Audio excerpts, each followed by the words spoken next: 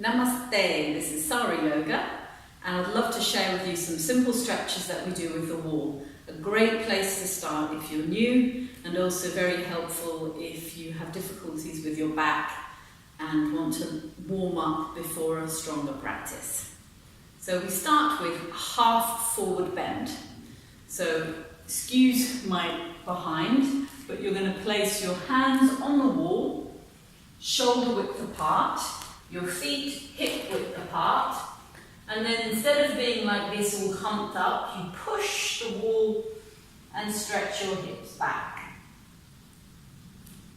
so that you end up looking something more like that. If your shoulders are stiff, then just take your hands slightly higher up. This is obviously on the wall. So if you're stiffer, your hands are going to be higher and stretching back like that. But if you can, bring your hands level with your hips, then you make a tabletop shape. Try to stretch up the backs of your legs. The next pose is with the legs much wider, so you get more action in the spreading of the legs. So same height for the hands, but you take your feet much wider. Again, press the hands into the wall and move your hips back. Then spread the backs of the thighs away from each other and pull up the fronts of the thighs. So that's these muscles must lift up as you stretch forwards with the front of the body and move back with the hips. So that's two poses with both hands on the wall. The next pose is with the legs in a scissored shape, where one foot's forward and one's foot's back.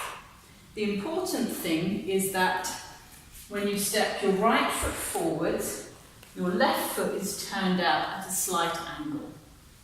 So then there's the work of turning the leg and the hip to bring your pelvis to face the wall. Then stretch up, keep the weight on the back foot and extend forwards to the wall. Keep drawing this right hip back so that your hips stay level in the pose. Then once you've done it with the right leg forward, we do it with the left leg forward. So join your feet, turn your right leg out about 20 or 30 degrees and step the left foot forward. Then turn this thigh, turn this hip so your tailbone is in line with your back heel, and extend up and extend forwards to the wall.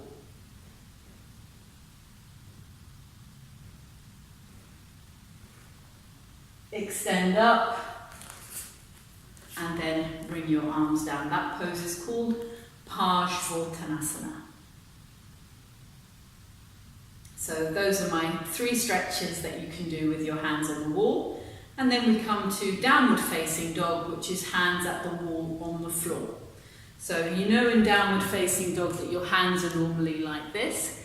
Well, when they're at the wall, you're going to turn the hands so they're like this. So the thumbs are stretching towards each other and the fingers are turned out. You'll have done this in class. But what happens with that is it helps to rotate the upper arms outwards. So you're placing your hands at the wall and then push the wall to stretch from your hands up to your hips and then press your legs back into the room.